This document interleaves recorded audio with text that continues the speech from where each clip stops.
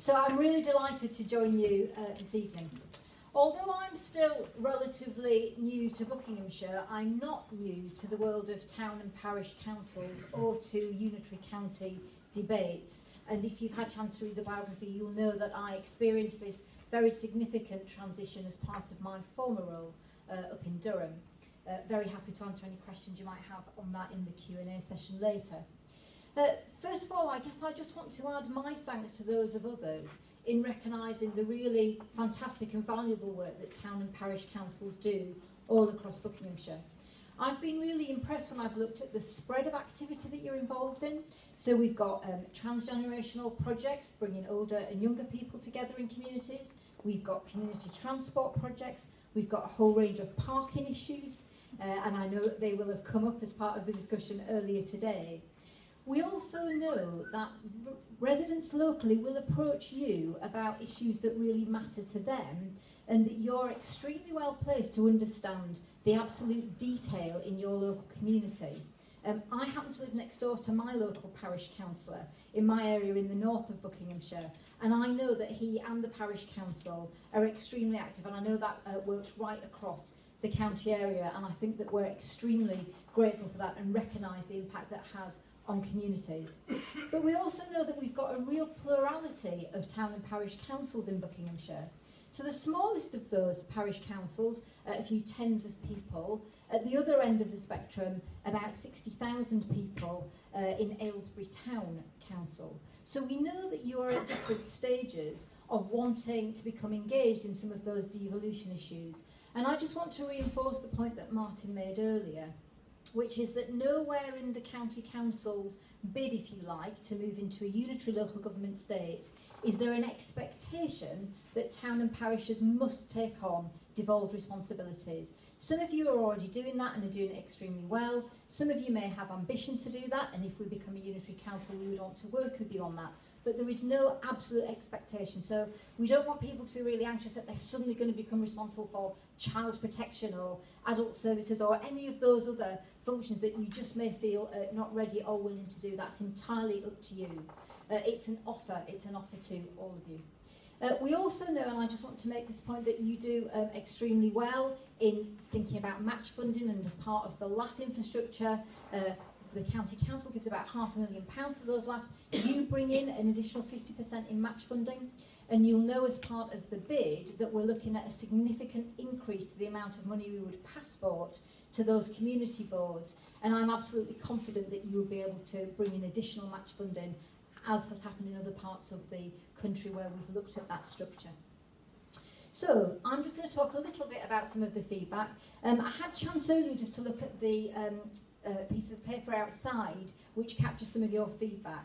And a point that I think we need to make to you is that this is an iterative process. You've already given us quite a lot of rich feedback as part of the engagement exercises that we started really back in the summer. This has been a massive, massive engagement exercise. We've attended over 100 meetings, we've done some engagement with the voluntary sector as well, and I genuinely feel that the information that you've given us will really help shape and inform our thinking, as will the input from you today.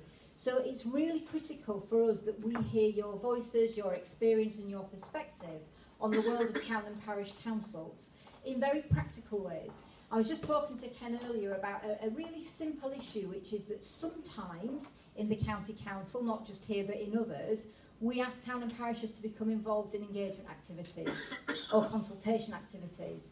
Do we always stop and think about how often you meet? Because that's a real practical issue for you. If we ask you to give us a consultation bit of feedback within 3 weeks and you don't meet for 4 weeks, that isn't going to work for you, and it's not going to give us the feedback we need. So there are a whole range of very practical arrangements we need to think about how better to engage, and you can really help us do that. Okay. These are the main areas of feedback, and I suspect they're reflected a little bit in the information that you've given us today. So democratic accountability has come up in the feedback, and a concern about, will there really be enough councillors on the new county council if unitaries agreed? Well, we know that we would have considerably less councillors than now, so if you add up the total across the existing councils, we'll have in excess of 200 councillors, and we'll have 90 plus in a new council.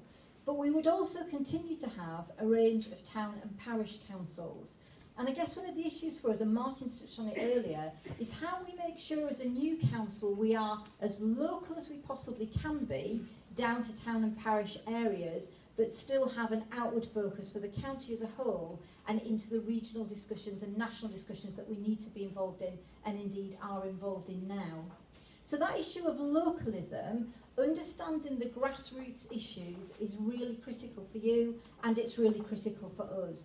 So yes, we might be involved in big regional discussions about a sustainability and transformation plan. What does that mean for the doctor's surgery in Chesham or Steeple Claydon or Wickham?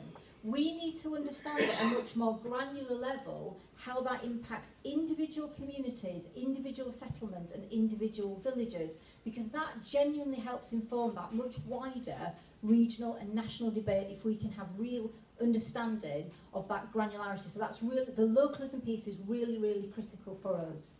Devolution, I've touched on, so some of you doing that absolutely brilliantly, some of you want to do it, some of you don't want to do it. That's absolutely up for debate. And I should just say that also, if town and parishes over time want to move to run devolved services, we would not just expect you to have a check from the county council and get on with doing that. We would want to create an infrastructure to help support you to deliver those services differently and potentially more creatively than we've been able to do at a county-wide scale. And again, I know we've got lots of really good examples of that across the council.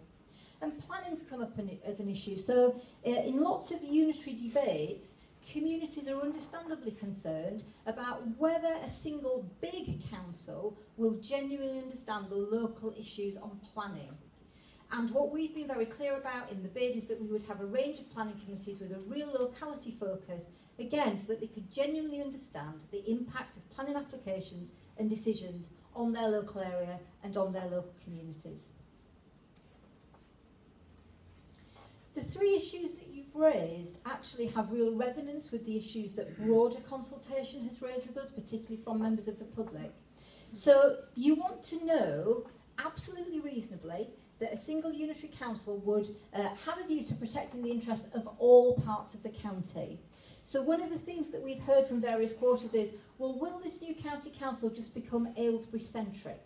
Because it's the county town, and of course the county council headquarters happens to be in Aylesbury. My own view on that is that we already provide services across the whole county. We do have to have regard and want to have regard to the whole county's needs in a range of strategic assessments, in a range of local area forums that we're involved in. But that's an understandable concern that you're raising with us. The other one is making sure that we deliver the best possible services at the lowest possible cost. That, again, is a recurring theme. And what we know is that our colleagues in the districts provide some really good services, that they have some really excellent staff, that they've done a really good job in lots and lots and lots of areas of their activity. So it's absolutely in our collective interest to make sure that those services continue to be provided well, albeit at a greater scale than currently exists. And finally, making sure that local communities are empowered and the new council is accessible to people. And again, the theme that's come through from the public is about transparency, being able to contact the right person at the right time. You might have seen in the business case, for instance, that we currently receive a number of calls, 600 a month, a year? 600 a month. 600 a month. It's a staggering number, isn't it, that 600 a month? We receive 600 calls a month in error because they should have gone to the district councils. It adds up to about £30,000 a year. We just did a quick calculation on that. That's an awful lot of wasted time for people. It's a lot of frustration for people. It's a lot of handoff for people. So we know that we've got to be accessible and we don't want people to have to go around the houses to get the service they need or to have their inquiry responded to at the right time. I've talked already about the 19 community boards. We see those as being really strong as a model for engagement with localities. They, at the minute, are mapped against the geographies of the land because they feel like natural communities. We know, and we've talked to colleagues in other unitary areas that have gone through this process, what some of the learning is in establishing those community boards and in making sure that they feel that they have a real ability to influence things that happen in the county council, as well as understanding what is happening within the county council. So that is a two-way process, and the community boards would be a really important part of that wider governance of the whole county. We've also got in the bid community hubs. Now we know that we want people to be able to have a one-stop shop. We know that we've got a range of community buildings all across the county. Libraries are a good example. We've got a huge amount of estate across the county council and local councils. And we know that people, although they are interested in channel shift and technology and digital, we know that we have a number of people who genuinely need and want to see somebody face to face. So we're interested in exploring how community hubs could work more broadly. So for instance, could there be a regular police presence in there, an NHS presence? Could we offer planning surgeries in there?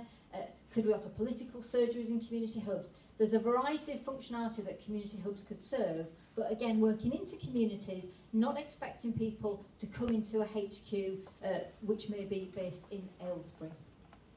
And then finally, this point about devolution, the right arrangement for you in terms of devolution rather than an expectation that town and parishes have to have devolved services. Okay, so finally for me, before we move into the Q&A session, you'll be aware that we submitted this bid to CLG back in September.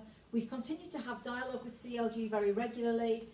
We're very keen for a decision to be made on this application because we need to get on with working in a way that's going to most benefit the communities and residents of Buckinghamshire.